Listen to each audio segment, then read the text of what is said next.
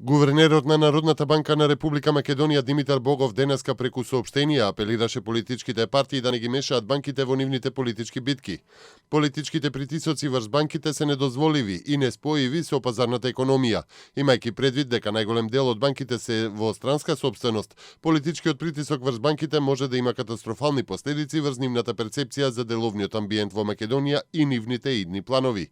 Деловните банки имаат целосна слобода и право самите да одлучат каде ќе ги пласираат своите ликвидни средства согласно со својата деловна политика, вели гувернерот Богов во писмена изјава. Лидерот на СДСМ Зоран Заев повика итна пресконференција на која започна да врши силен притисок врз домашните банки, односно дека без согласност од неговиот технички заменик министер за финансии Кире Наумов ќе бидат предмет на дополнително законско преиспитување. Како најголеми доверители, банките мораат да имаат во предвид дека сите аукции на државни харти од вредност кои што немаат согласност од дополнителниот заменик министер за финансии, ќе бидат предмет на дополнително законско преиспитување од аспект на нивно третирање како законски јавен долг. Заев во обид да изврши притисок кон банките, им се обрати како на политички противник, па ги обвини дека преку својата редовна работа банките би финансирале некаква изборна корупција.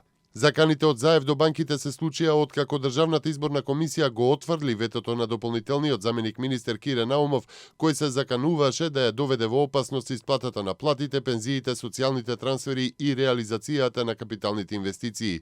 Со мнозинство гласови, членовите на ДИК потврдија дека аукцијата на државните хартии од вредност нема да влијае на изборниот процес, што беше и главната теза на СДСМ наспроти тврдењата на ВМРО ДПМНЕ дека СДСМ прави обид да создаде хаос во државата.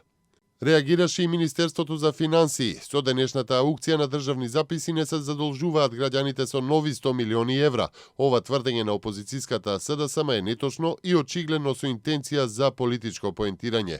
Министерството претходно објасни дека во декември треба да се раздолжи, односно да исплати доспеани обврски во висина од 234 милиони евра, од кои 84 милиони евра се по основ на стари аукции на државни записи, кои сега треба да се отплатат, а и 150 милиони за еврообврзницата издадена во 2005 година, а треба да се исплати на 8 декември. Реагира Министерството за финансии на денешната итна пресконференција на лидерот на СДСМ Зоран Заев. Од таму додаваат дека аукцијата на државни записи која се одржува денеска е во рамки на буџетот за оваа година, значи предвидена уште пред повеќе од една година кога се гласаше буџетот и кога воопшто не ни беа најавени изборите.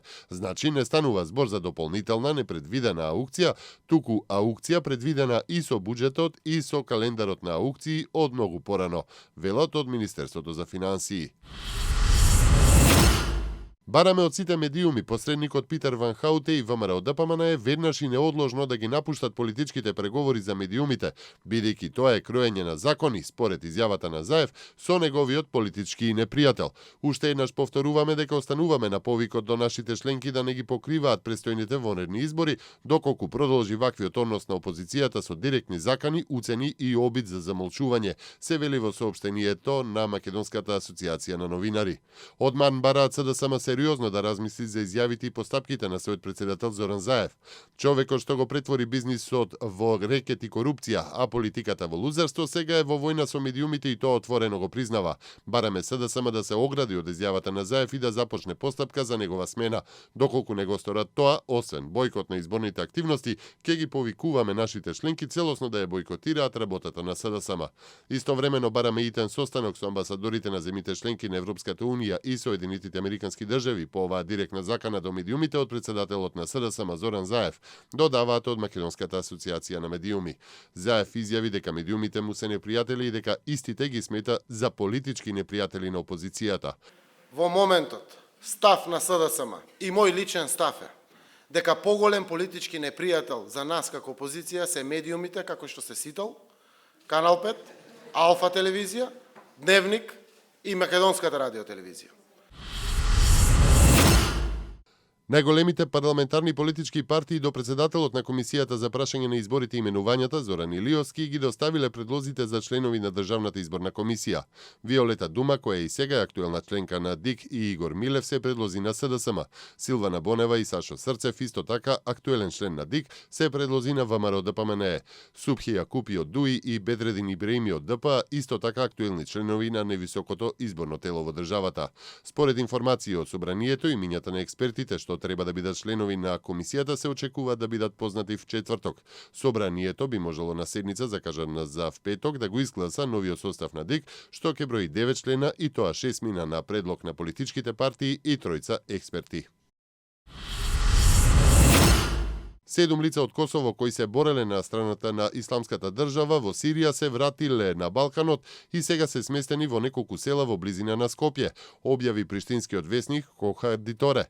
Весникот се повикува на разузнавачки служби кои биле информирани за пристигнувањето на членовите на Исламската држава.